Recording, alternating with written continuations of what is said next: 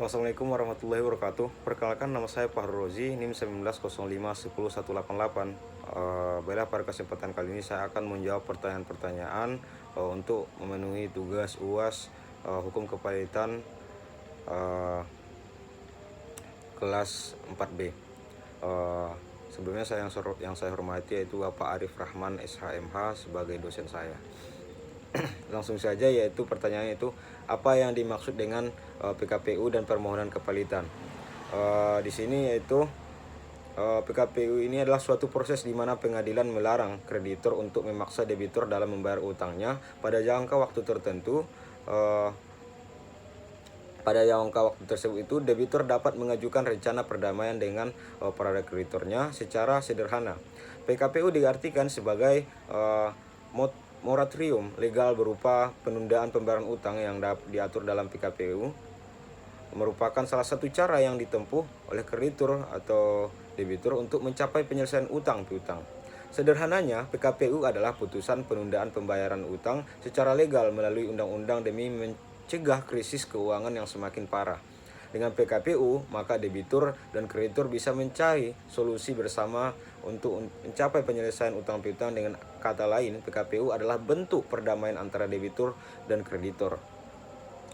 Lalu, dalam Undang-Undang Nomor 37 Tahun 2004 tentang Kepalitan dan PKPU, pada pasal 222 ayat 2 disebutkan bahwa debitur tidak dapat atau memperkirakan dapat melanjutkan pembayaran utang-utangnya yang sudah jatuh waktu dan dapat ditagih, dapat memohonkan penundaan kewajiban pembayaran utang dengan maksud untuk mengajukan rencana perdamaian yang meliputi tawaran pembayaran dengan pembayaran sebagian atau seluruh utang kepada kreditor. Lalu, dengan maksud untuk mengajukan rencana perdamaian yang meliputi tawaran pembayaran sebagian atau seluruh utang kepada kreditor, bunyi ayat tersebut dalam permohonan PKPU dapat diajukan sebelum atau sesudah adanya permohonan pilot.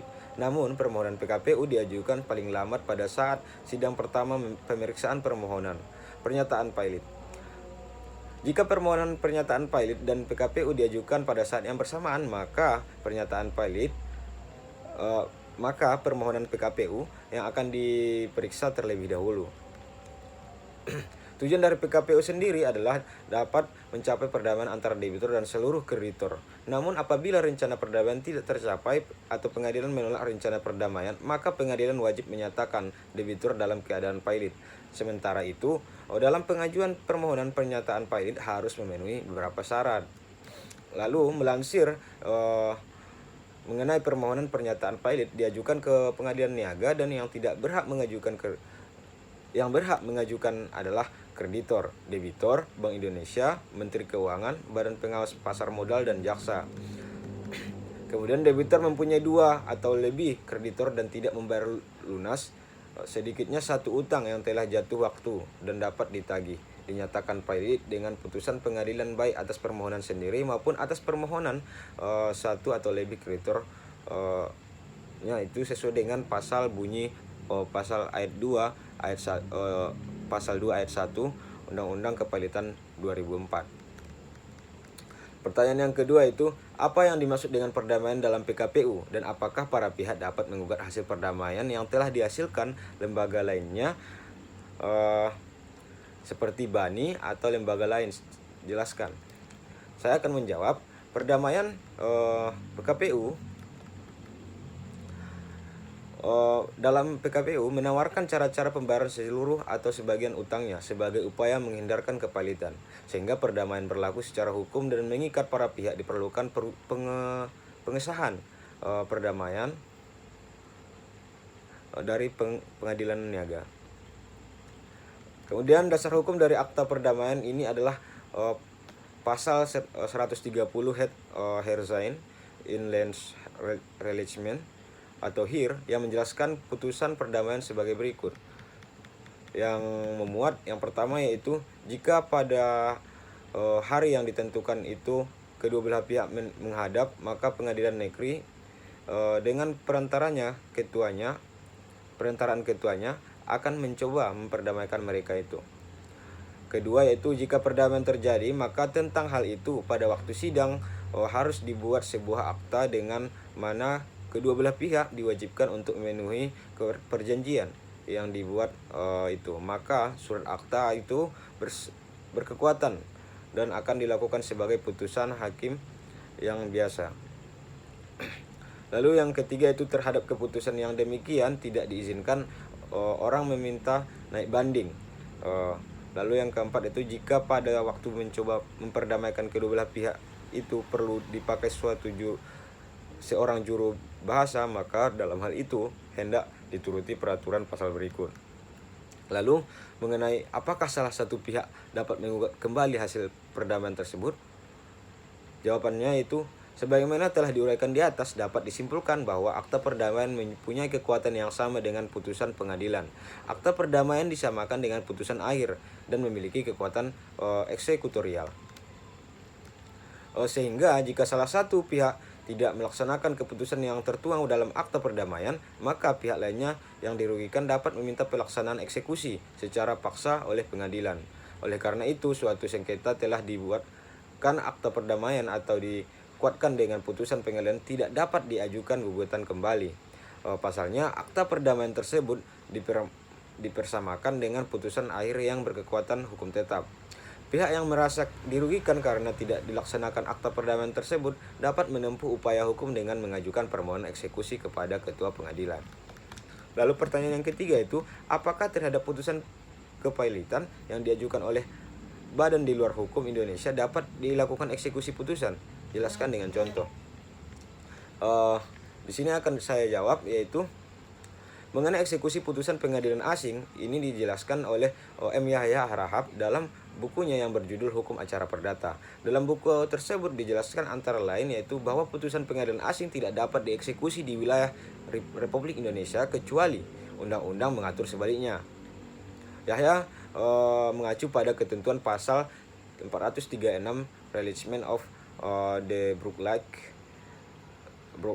Real Forbearing atau RV. Pengecualian terhadap berlakunya pasal 436 RV ini dijelaskan oleh M. Yahya Harahap sebagai berikut, yang dimana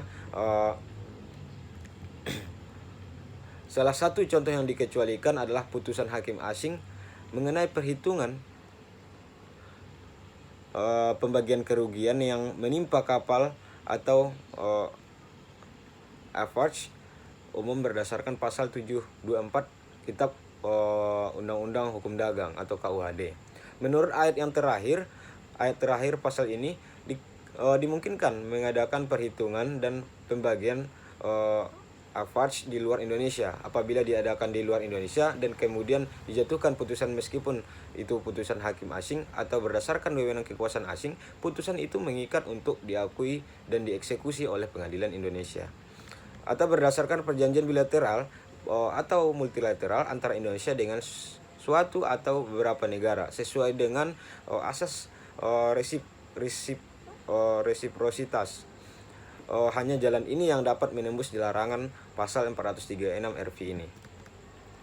Jadi, putusan pengadilan asing tersebut dapat dieksekusi Indonesia melalui pengadilan Indonesia hanya apabila diatur dalam undang-undang tersendiri, perjanjian bilateral atau perjanjian multilateral yang mengecualikan berlakunya pasal 436 RV.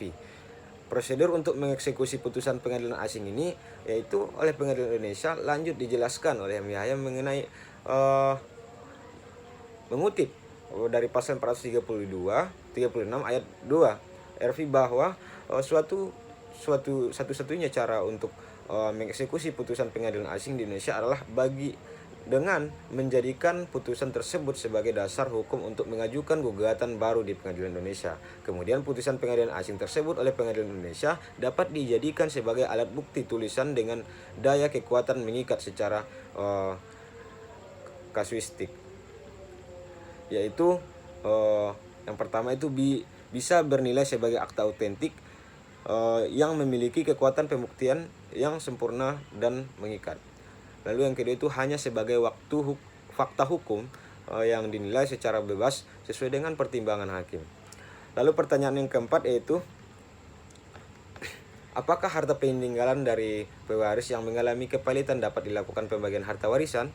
Jelaskan upaya hukum yang diperlukan oleh pewaris, yang perlu dilakukan oleh pewaris untuk dapat menegakkan atau melakukan pembagian harta waris tersebut. Saya akan menjawab, yaitu menurut pasal 197 Undang-Undang Kepalitan, kekayaan orang yang meninggal dunia harus dinyatakan dalam keadaan pailit. Bila seorang atau beberapa kreditur mengajukan permohonan yang menguraikan secara singkat dan pernyataan bahwa orang yang meninggal itu berada dalam keadaan berhenti membayar utang-utangnya ataupun pada saat meninggal, harta peninggalannya itu tidak cukup untuk membayar utang-utangnya. Lalu, permohonan kepalitan terhadap harta warisan ini dapat diajukan hanya oleh suatu orang kreditur melalui pengadilan niaga dalam wilayah hukum yang tepat meninggalnya debitur yang bersangkutan. Lalu permohonan tersebut diajukan dalam waktu 3 bulan setelah adanya penerimaan warisan atau dalam waktu 6 bulan setelah meninggalnya debitur yang bersangkutan, atau pernyataan pailit tersebut mengakibatkan harta kekayaan orang yang meninggal dipisahkan demi hukum dari harta kekayaan para ahli warisnya seperti diatur dalam pasal 1107 KUH Perdata. Lalu adanya perjanjian untuk upaya hukum yang dilakukan pewaris, yaitu melakukan dengan adanya perjanjian jaminan perorangan antara kreditur dengan penjamin utang. Maka lahirnya akibat hukum berupa hak dan kewajiban antara penjamin dan kreditur. Kewajiban dari penjamin adalah untuk memenuhi prestasi atau melunasi utang yang ditanggungkannya demi kepentingan kreditor. Namun dalam hubungan hukum tersebut ada hak-hak penanggung, yakni yang pertama yaitu hak untuk menuntun terlebih dahulu harta debitur disita sesuai dengan pasal 1831 BW. Kedua itu hak untuk membagi utang pasal 1836 BW. Yang ketiga itu hak untuk mengajukan tangkisan gugatan, yaitu termuat dalam pasal 1849 BW dan 1850 BW. Dan terakhir yaitu hak untuk menghentikan dari penanggung, itu sesuai dengan yang dijelaskan dalam pasal 1848 BW. Namun dalam prakteknya perbankan umum, hak istimewa yang dimiliki seorang penjamin sebagaimana tercantum dalam pasal 31, pasal 37, pasal 1831, pasal 1837 dan pasal 1848 dan pasal 1849 bahwa biasanya dilepaskan, sehingga dengan pelepasan hak istimewanya maka penjamin tidak berhak untuk menuntun supaya dilakukan sita dan lelang lebih dahulu harta kekayaan debitur. Melepaskan hak-hak istimewanya, penjamin harus dinyatakan secara tegas dalam perjanjian pemberian garansi atau penjaminan. Dengan melepaskan hak-hak istimewa tersebut membawa akibat hukum, yaitu kreditor dapat menuntut atau menggugat langsung kepada penjamin sendiri atau bersama-sama. Lalu pertanyaan yang kelima itu, apa yang dimaksud dengan insolvensi dan homologasi? Jelaskan dengan contohnya. Baiklah, saya akan menjawab. Yang pertama itu insolvensi. Adalah insolvensi itu ketidakmampuan seseorang atau badan hukum membayar utang tepat pada waktunya atau keadaan yang menunjukkan jumlah kewajiban melebihi harta. Ketidakmampuan seseorang atau badan hukum yang membayar utang tepat pada waktunya atau keadaan yang menunjukkan jumlah kewajiban melebihi harta. Definisi insolvensi tertera dalam pasal 57 ayat 1 Undang-Undang KPKPU, di mana di situ tertulis yang dimaksud dengan insolvensi adalah keadaan tidak mampu membayar. Kemudian cara menentukan apakah debitur sudah bisa dikatakan mengalami insolvensi atau belum adalah dengan melakukan penjumlahan terhadap nilai atau jumlah utang debitur kepada semua pihak yang menjadi kreditur, untuk kemudian dikomparasikan dengan total nilai kekayaan atau aset yang dimiliki oleh kreditur. Apabila ditemui fakta bahwa nilai aset debitur lebih rendah daripada utang yang dimiliki debitur berada dalam kondisi insolven, kondisi ini juga disebut dengan balance sheet insolvensi. Lalu kemudian yaitu masuk yang kedua itu homologasi, di mana Homologasi ini adalah pemberian persetujuan atau konfirmasi dari badan hukum yang memiliki otoritas resmi seperti pengadilan, departemen pemerintah, atau badan akademik profesional atas suatu tindakan. Di Indonesia, homologasi yang diatur dalam undang-undang berarti pengesahan hakim atas persetujuan antara debitur dan kreditur konkuren untuk mengakhiri kepalitan atau pilot. Dampak dari atas kelalaian dalam pemenuhan putusan homologasi adalah perusahaan tersebut harus dinyatakan pilot. Hal ini sesuai dengan ketentuan pasal 2291 ayat 2 Undang-Undang Nomor 37 Tahun 2004 tentang kepilitan dan penundaan kewajiban pembayaran utang. Itu tertera dalam Undang-Undang Kepilitan. Lalu pertanyaan yang keenam yaitu, jelaskan secara singkat isi dari tugas paper yang Anda kerjakan berupa identifikasi, rumusan masalah, dan jawaban kesimpulan dari hal tersebut. Di sini saya akan menjawab, yaitu pertama yaitu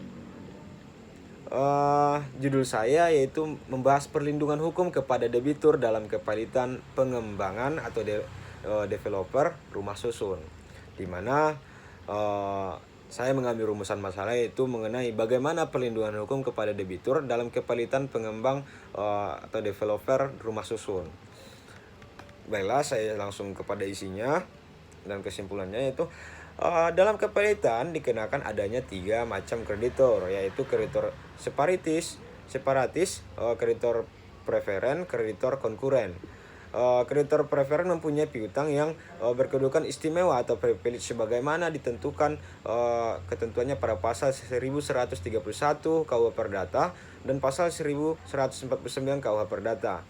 Sedangkan kreditor separatis adalah kreditor yang memegang jaminan kebendaan. Adapun yang termasuk dalam kreditor separatis diantaranya adalah pemegang gadai, pemegang jaminan fidusia, hak tanggungan, hipotek, dan hak jaminan kebendaan lainnya. Dan kreditor konkuren adalah kreditor yang dipersaingkan dalam pemenuhan haknya. Kreditor konkuren ini tidak memiliki keistimewaan jika dibandingkan dengan kreditor separatis dan kreditor preferen. Pembeli